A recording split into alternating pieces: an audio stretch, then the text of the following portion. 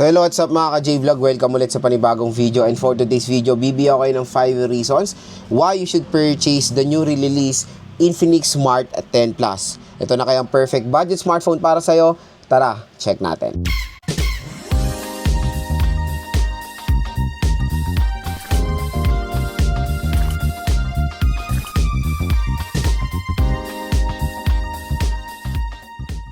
So yan, may bagong labas na naman na smartphone si Infinix, which is the Infinix Smart 10 Plus. Ito po yun mga idol. At kung interested kayo dito makabili ng sobrang mura or bagsak presyo na Infinix Smart 10 Plus, nandito sa ating view products. Itong view products natin, below SRP lang po dyan at meron pong special voucher na naghihintay sa inyo pag bumili kayo nitong Infinix Smart 10 Plus sa ating link. So usually ito, nakuha ko to ng 4,000 plus for the 4GB 128. Very, very affordable. May presyo to na almost 5,000 pesos. Pero again, dito sa ating link, pwede siya makuha ng 4,000 or minsan 4,200 pesos. Napakamura. Tapos i-apply nyo pa yung ating voucher. Diba? Napakagandang deal. So again, kung bibili kayo nito ng below SRP, dyan na kayo bibili sa ating view products. Sobrang mura lang. At marami sa atin ngayon, bear months, syempre naghahanap ng very affordable smartphone na mga gamit nila pang araw-araw. Iba ay secondary smartphone, iba nag-isip na ibibigay sa anak nila. Ang dami, marami tayong reason why we should purchase a smartphone. To be honest, hindi na po siya wants. Itong smartphone, it's a necessity na po. Kasi lahat na po ng ginagawa natin dito ngayon sa atin is nagbibisa tayo sa smartphone ngayon at ito na isang primary tool natin sa ating pang-araw-araw. At maraming consumers ang naghahanap ng smartphone na swak lang sa kanilang budget na kayang i-handle yung day-to-day task nila na hindi naman din mabagal. At ito na, ang magandang isuggest sa inyo, ang Infinix Smart 10 Plus. So first reason why you should buy this smartphone is of course the display. Yung display nito is malaki. Ayan. So mga interested na consumers na unang titignan is large display, maganda pong i-recommend itong Infinix Smart 10 Plus. At ito pa maganda, 120Hz screen refresh rate na po itong device na to. Tapos naka punch hole display na siya. Again, karamihan or majority ng mga smartphones ngayon sa ganitong presyo na 4,000 pesos, usually punch notch display. Meron tayo dito Poco C85, Poco Xiaomi Redmi 15C, mga naka-notch display pa rin, Itel City 100, Itel Power 70, marami pa rin. Pero sa Infinix and Tecno, usually naka-punch hole na sila sa murang halaga na mas better for viewing experience. Mas maganda ang punch hole compare sa notch, buo ang display, full view, compare sa notch na may putol pa rin. Again, tulad ng sinasabi ko sa ibang video ko, kung wala namang any cost, kumplituhin ng bilog na yan, kumplituhin nyo na mas better. So, yun, may enjoy nyo naman ang viewing experience dito and mataas din naman ang kanyang nits of brightness. Kaya perfect na perfect din to sa mga ating delivery riders. Pag gagamitin nyo outdoor, okay na okay yung kanyang brightness. Second reason, yung chipset. So yung chipset nito is same din naman sa Infinix Smart 10 na Unisoc 7250. So wala naman silang any difference when it comes sa chipset dito sa Infinix Smart 10 Plus. Pero yun nga mga ka-J-Vlog, yung chipset na yan is syempre na-try ko na sa Infinix Smart 10. And okay na okay ang 7250 pero syempre iba pa rin pag i-game test natin itong smartphone na to. Kaya stay tuned lang mga idol. Ligiging test natin ito. Pero the Unisoc 7250 for its price na ganitong 4,000 pesos. Napakasulit. At yan yung pinaka-perfect na chipset sa ganitong price range. Hindi po mabagal. It can handle modern games pero hindi yung mga heavy games ha. Hindi ko ito masasuggest sa mga solid gamers. Pwede po ito sa mga casual gamers. Yung ML, COD, Genshin Impact, it can handle naman dito sa Infinix Smart 10 Plus. Next reason po is, of course, the design. Ito yung unang-unang nagustuhan ko sa Infinix Smart 10 Plus kahit nung nakita ko pa lang to sa ibang bansa na ni-release sa Africa na Infinix page na Africa. Nakita ko na tong Smart 10 Plus. Sabi ko, uy, mukhang Google Pixel to ah. At medyo kakaiba ngayon na ang orientation po ng camera is horizontal at ginagaya nga ang itsura ng Google Pixel.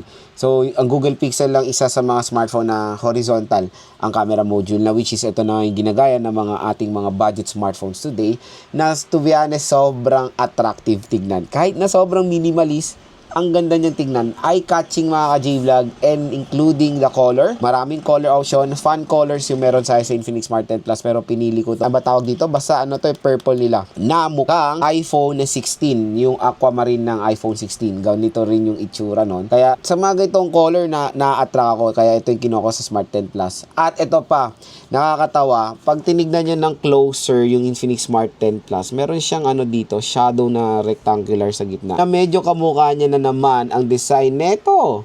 Ang iPhone 17 Pro Max. Di ba yung iPhone 17 Pro Max ngayon, meron siyang ganyan sa gitna. Dito sa Smart 10 Plus, nakakatawa, meron din.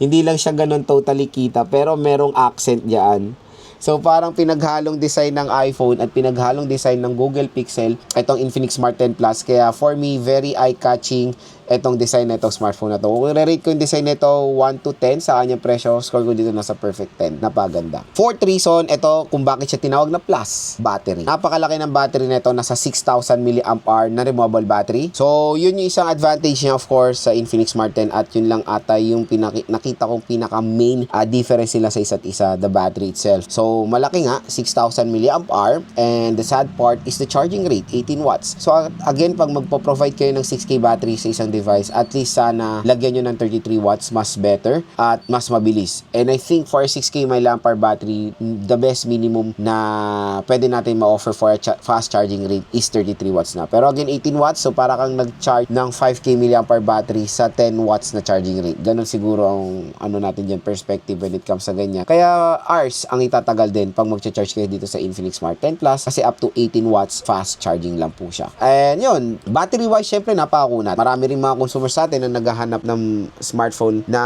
ano nila talaga, ang specs na target nila, battery. Ito, so far, nagda-download ako ng games dito at hindi pa to nalolobat. Ang tagal. Factory charge pa rin yung ginagamit ko dito. Nagda-download ako ng matagal dito ng WoW, dina-download ko rin yung Genshin. Ang tagal ng battery niya when it comes sa standby. Doon pa ng standby, nabilib na ako. Syempre, stay tuned lang sa ating game test or sa ating full review dahil doon natin observe ko yung battery performance itong Infinix Smart 10 Plus. Pero again, for its price, napakasulit na 6K mAh battery ang inilagay nila dito. At pinakalas, syempre, final reason why you should buy this smartphone, affordability. Marami talaga ngayon, medyo tough ang competition ngayon when it comes sa presyo na below 5,000 pesos smartphones ngayon. Pero ito, isa to sa the best na ma-offer ng Infinix sa under 5,000 pesos. Biruin mo, for under 5,000 pesos, meron ka ng smartphone na meron malaking battery. RAM at ROM is okay rin naman for its price, 4GB 128, and napaganda ng design, large display, 120Hz screen refresh rate, at meron din namang fair na camera performance. So again, when it comes sa affordability, ito po ay isang maganda ring i-recommend sa inyo. Kaya kung interested kayong bumili ng Infinix Smart 10 Plus, ilalagay ko po yung link niyan dito sa ating view products. I-click nyo na lang yan. Dahil pag dito pa kayo bumili sa ating view product, mura at bagsak presyo lang Infinix Smart 10 Plus. So definitely, must buy rin itong device na to. Kaya kung naghahanap kayo ng mura na smartphone, ito na po ang ilagay nyo sa listahan nyo. So ano pang hinihintay nyo, add to cart nyo na itong Infinix Smart 10 Plus. Hanggang may stock pa, sulit na sulit to. At syempre, hindi ko pa nadagdag dito, meron siyang dual steer speakers. Ayan.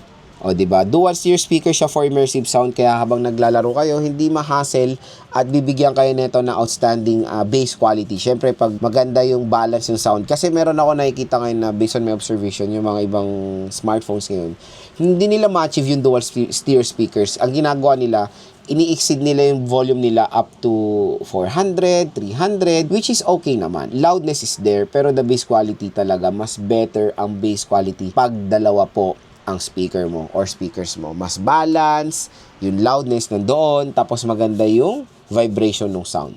So again mga ka-J-Vlog, abangan nyo na lang po yung full review and yung game test natin dito sa Infinix Smart 10 Plus. Napakagandang smartphone ngayon 2025, kaya ano pang hinihintay nyo, i-add to cart nyo na po etong device.